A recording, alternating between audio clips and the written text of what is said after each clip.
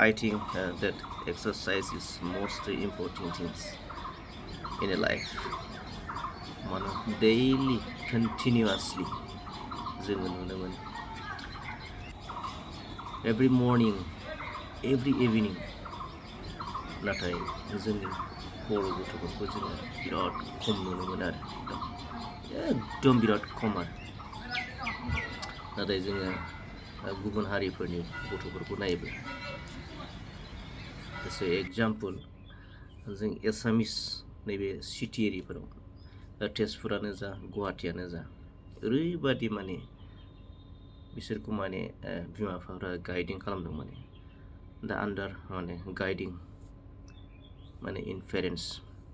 आरो बिसोर फुल माने रेसपन्सिबोल लायो माने बिराद गिदिर दायथ' लायो माने गथ'फोरनि सायाव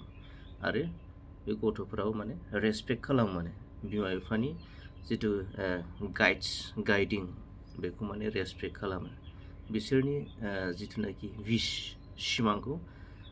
रेसपेक्ट खालामो माने नाथाय जोंनियाव बिराद खम नुनो मोनो आरोना जोंनि गथ'फोरखौ माने आरो इउथ्स लाइमोनफोर होननानै बुङोब्ला जोङो हिन्जावसा आरो हौवासा हिन्जावसाफोरा माबा मोनसे इन्टारभिउनि थाखायहाय प्रिपारेसन खालामनांगौ बे जोबोद खम माने ना फरायदोंना फरायनायल' आरोना नाथाय फिजिकेलि जिथुनाखि एक्सारसाइज रानिं खारनाय माने फरायनायजों लोगोसे एक्सारसाइज बेखौ लांफानांगौ जोबोद माने इम्परटेन्ट माने फार्स्ट प्राइमारिलि माने जोङो जे हेल्थ बडिया स्ट्रेंथ जानांगौ माने जेबो माने बेमार आजार गैयै मोजां जानांगौ अब्लासो जोङो फरायनायावबो जि सोलोंथायावबो जों गोबां आवगायनो हायो आरोना गोसो जायो थ' नोंनि देहाया हेल्थआ मोजां नङा फिजिकेलि मोजां नङा नोंनि मेन्टेलिटि बे साननाय हनायफ्रा मोजां जाया मालाबाबो मोजां जानो हाया आरोना थ' बेनिखायनो गिबि एक्सारसाइज माने बडि हेल्थखौ जेब्लाबो नोजोर लाखिनांगौ जास्ट गोबां गथ'फोरखौ नुयो मिस आन्डारस्टेन्डिं माने बिसोरो बुजिया सोरबा जानायखौ नुबानो जायो सिखर गुटखा बिरि सिगारेट थ' बे बिराद माने इन्जुरि माने फर हेल्थ माने देहानि थाखाय जोबोद खहा गोनां आरो बेफोर बुस्थुआ जोंनि स्टुडेन्टसफोरा बुजिया माने बे गाज्रि बुस्थुखौ सोरबा सासे जानानै देखायब्लानो स्टार्ट खालामबानो गुटखा बेजोंनो थांबाय माने न' नेभार मालायनि सोरबा मावदोंबा जादोंबा बेखौ बिजिरग्रोनांगोन बेखौ माने नायबिजिरनांगोन मोजां ना गाज्रि जिनिसा थ' बेबायदि थ' बिनिफ्राय गोजानाव थानांगौ गिबि हेल्थखौ जोथोन लानांगौ जों मा खामानि मावो जोंथ' जेबो खामानि मावा नाथाय सासे डक्टर्स MBBS पास खालामखांनायनि उनाव MBBS जायनि सिगाङावबो ओरैबायदि हार्ड वार्क खालायो बिसोरो दिनै MBBS जानायनि उनावबो दिनै 24 आवार्स मेडिकेलाव पेशेन्ट ट्रिटमेन्ट खालामो बिसोर ओरैबायदि हार्ड वार्क खालामो माने थ' बेबायदि हार्ड वार्क जाय मानसिया खालामगोन बेसो जिउआव इन फिउचार माने साक्सेसफुल लाइफ जानायनि मोनसे सिमां दं आरो थ' गोबां मानसिया खस्थ' खालामबायो नैबे जायगायाव आं नुयो सानफ्रोमबो नुयो डेलि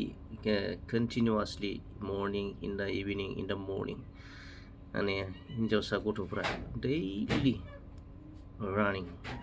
एक्सारसाइज ब्याम माने फरायनायनि गेजेरजों सोलोंथाइनि गेजेरजों बे मोनसे माबा मोनसे जाहैनायनि बे सोलोंथाइखौ बबेबा मोनसे स्किलाव जोङो डाइभार्ट खालामनांगोन सोलोंथाइया जास्ट नलेज नङा होमबा सोलोंथाइया मोनसे जास्ट जोंखौ बबेबा मोनसे स्किलाव डाइभार्ट खालामनायनि मोनसे बे राहा लामा थ' बेनिखायनो जास्ट माने जोंनि सोलोंथाइखौ जोंनि इडुकेसनखौ जोङो बबेबा मोनसे स्किलाव डाइभार्ट खालामनांगोन जिउआव माने जोङो बे जोंखौ माने बे स्किला जिउआव गोबां हेल्प खालामो नोङो मा रोङो सोरबा नोंखौ सोङोब्ला नों मा रोंगौ, नों मा रोंगौ, नाथाय जोंनाव जेबो स्किल गैया। आं मा रोङो, आङो नाथाय जेबो स्किल गैया। थ' माखासे जोङो सोलोंथाइखौ जेब्लासिम जोङो स्किलाव डाइभार्ट खालामनो हाया अब्लासिम। थ' मोनसे बाथ्रा दङ, जास्ट माने नलेजआ जोंनो जोबोद गोजोननाय होयो होनना बुंदों। माने नलेजआ जोंनो जोबोद गोजोननाय होयो आरो स्किला जाहैबाय माने जोंखौ माने जिउआव थांना थानायाव गोबां माने सापर्टिं खालामो, हेल्प खालामो। थ' माने knowledge and skill are two different things. नोंथांमोना बे बुस्थुखौ मुवाखौ नोंथांमोना मिन्थिना लानांगौ आरो। थ' बेनिखायनो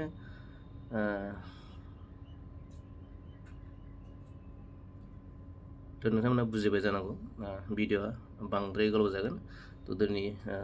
भिडिअ'खौ बेखिनियावनो दोनथ'नो सानबाय। जोबजासिम नायनायनि थाखाय थेंक इउ, लाभ इउ अल, जय बर'।